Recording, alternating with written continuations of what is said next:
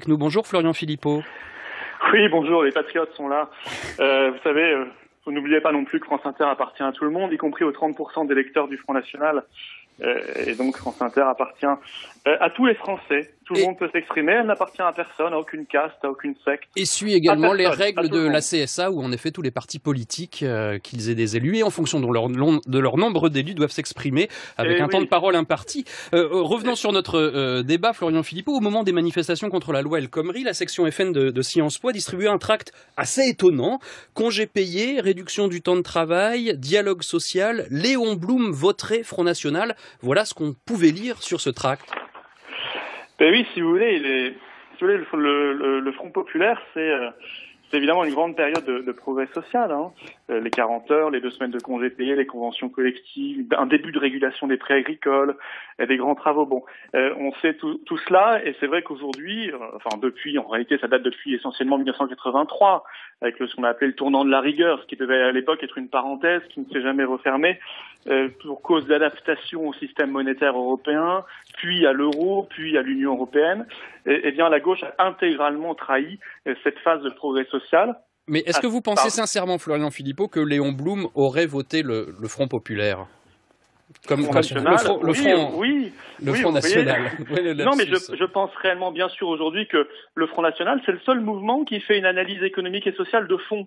Qui dit, écoutez, en sacrifiant tout à la monnaie unique, qui impose, puisqu'on ne peut plus dévaluer la monnaie, on ne peut plus l'adapter, eh bien, on est obligé de dévaluer les salaires, on est obligé de dévaluer les retraites, on est obligé de dévaluer les services publics, c'est-à-dire de les privatiser. En réalité, le Front National fait seul une analyse économique et sociale de fond qui permet de rebondir économiquement et qui permet un progrès social. Je veux dire, le PS aujourd'hui, ça a donné la loi El Khomri, ça a donné les lois Macron. Pourquoi ? Parce que le PS comme l'UMP est totalement soumis à l'Union européenne. Donc il obéit aux traités, aux directives de l'Union européenne, c'est-à-dire on libéralise les services publics, on fait la pression à la baisse sur les salaires, on fait la pression à la baisse sur les retraites, on n'a plus aucune ambition, plus aucun outil même industriel pour réindustrialiser, pour innover en France. Et c'est vrai que c'est une déconstruction progressive de tout ce qui a été fait par le Front populaire, puis après, il ne faut pas oublier tout ce qui a été fait par le CNR, évidemment, après la Seconde Guerre mondiale. Jean Vigreux, est-ce que c'est pas un contresens historique de dire que Léon Blum aurait pu voter Front National ? Contresens historique, je ne sais pas, mais en tout cas, c'est une facilité que une partie de la droite nationaliste, je crois qu'il ne faut pas dire extrême droite, j'ai cru comprendre, il y a quelques mois, c'est une prosopopée, on fait parler les morts, on a fait parler Jaurès, maintenant on fait parler Blum. Simplement, il y a là un hold-up sur l'héritage. On ne peut pas considérer aujourd'hui le Front National comme l'héritier du Front populaire. D'ailleurs, même à l'époque, c'est très intéressant, on parlait de l'hebdomadaire Vue tout à l'heure. En novembre 1935, il titre Front populaire ou Front national.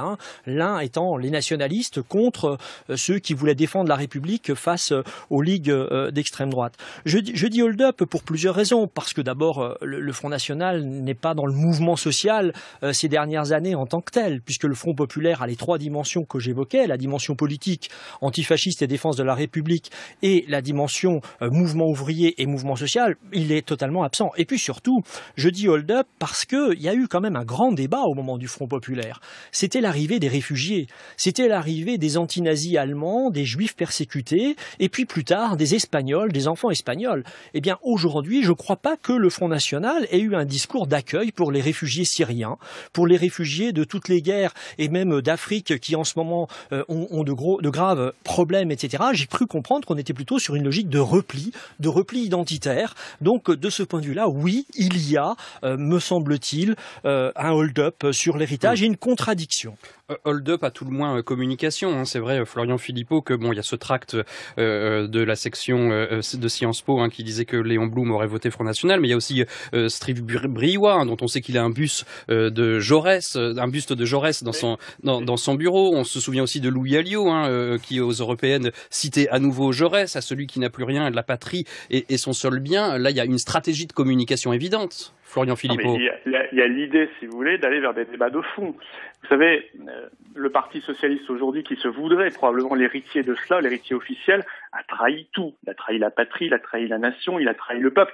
Vous savez, si les ouvriers votent massivement, ainsi que les salariés et les employés du privé et du public d'ailleurs, les petits fonctionnaires, massivement aujourd'hui pour le Front National, ils sont pas idiots. Ils sont pas manipulables à souhait. Ils verraient une affiche, alors ils se précipiteraient parce que le méchant Front National aurait réussi à manipuler leur cerveau. Non, ils sont intelligents et ils voient bien la politique de Mitterrand, puis la politique de Jospin, puis la politique de Hollande. Bon, je parle pas de la droite au milieu parce que c'est la même chose, mais la gauche se veut l'héritier de cela. Donc c'est de la gauche dont on parle. Et évidemment, ils voient bien qu'on a tout sacrifié. Je veux dire, c'est pas nous qui avons fait la loi El Khomri, c'est nous qui nous sommes battus dès la première seconde contre cette loi El Khomri et on a dit d'où elle venait, c'est-à-dire de l'Union européenne. Monsieur parlait sur le plateau de la politique d'immigration. Enfin, moi, je voudrais quand même qu'on sorte aussi des poncifs. Le ministre de l'Intérieur du Front populaire, M. Marx Dormois, il déclarait en 1937 il convient de refouler impitoyablement tout étranger qui cherchera à s'introduire sans passeport ou titre de voyage valable. Il parlait d'une masse mouvante plus ou moins indésirable de sans-travail et des migrants, et il disait que ces immigrants viennent de plus en plus submerger nos professions commerciales et artisanales, pesant ainsi sur notre économie générale. Vous voyez, il emploie des mots qu'on n'emploie même plus aujourd'hui. Donc il n'y avait pas de ce point de vue-là, je pense qu'il y a des poncifs qui sont véhiculés aujourd'hui. Il y a eu une période où la gauche n'était pas le bisounours totalement. Par contre, il y avait une grande faille du Front populaire et qui, contrairement au progrès social, elle a été maintenue. Eh bien, c'est la question de la naïveté face à la menace extérieure. Et ça, c'est un grand échec du Front populaire. C'est face à l'Allemagne hitlérienne d'avoir notamment fait passer les accords de Munich. Il n'y a que les communistes à l'époque qui ont voté contre. Mais c'est pas le Front populaire, les accords de Munich. Je suis désolé. Je suis désolé, c'est pas le Front populaire. Les accords de Munich, c'est la fin du Front populaire, puisque la fin du Front populaire, c'est avril 1938, lorsque Daladier gouverne avec la droite et reprend Paul Reynaud au gouvernement.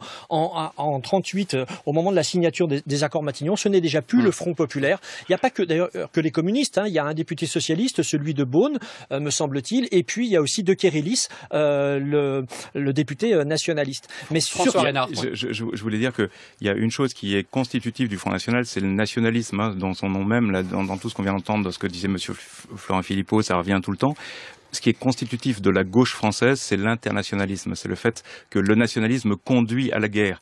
Par ailleurs, après-guerre, après la Seconde Guerre mondiale, l'Europe a été construite précisément pour éviter qu'on ne revienne aux deux guerres qu'on avait vécues. Léon Blum, dès le départ, il est mort en 50, si je me souviens bien.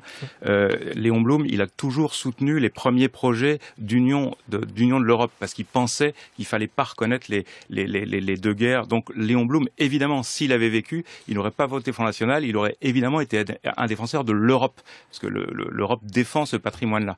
Donc je pense qu'il ne faut pas tordre les choses et raconter l'inverse de ce qu'est une vérité historique et de ce qu'est la vérité d'un combat historique. Florian Philippot, est-ce que vous remettriez en cause quelque chose des fameux accords de Matignon qu'on évoquait déjà tout à l'heure, sur les congés payés, la réduction du temps de travail ou encore les conventions collectives ? Non, mais j'ai pas besoin de remettre en cause et je ne le souhaite pas. Ça a été fait allègrement par le Parti socialiste depuis. Vous parlez, et je rebondis quand même sur ce que vient de dire monsieur, sur attention à l'arnaque de nous terroriser par l'argument de l'Europe, c'est la paix. Je veux dire, il y a Europe et Europe. Moi, je défends l'Europe du général de Gaulle, qui est une Europe réaliste, fondée sur la coopération entre les nations souveraines et libres. Je défends, de ce point de vue-là, la coopération entre les nations, qui est la définition de ce qu'est l'international. L'international, il y a nation dedans, c'est la coopération entre les nations. Ce que défendent aujourd'hui les mondialistes, donc le PS, l'UMP, tous leurs alliés, c'est le supranationalisme, c'est-à-dire le mondialisme, c'est-à-dire non plus l'existence même des nations, mais l'idée, et c'est l'Europe actuelle, que c'est finalement tous ceux qui sont au-dessus, et donc en premier lieu le pouvoir financier, le pouvoir des banques, et c'est pour ça, je pense, contrairement à vous, que Blum n'aurait pas soutenu l'Union européenne de Maastricht, l'Union européenne de l'euro, parce que c'était complètement contradictoire avec son idéal social. Ça, on peut difficilement parfaitement soutenir l'Europe des nations et de la coopération. On peut difficilement parler à sa place. Merci en tout cas. Oui, mais monsieur vient de le faire, donc je me permets de donner mon point de vue à moi. Il racontait son engagement européen. Merci Florian Philippot d'avoir été Eurogaga. Merci à vous. Merci d'avoir été au téléphone avec nous.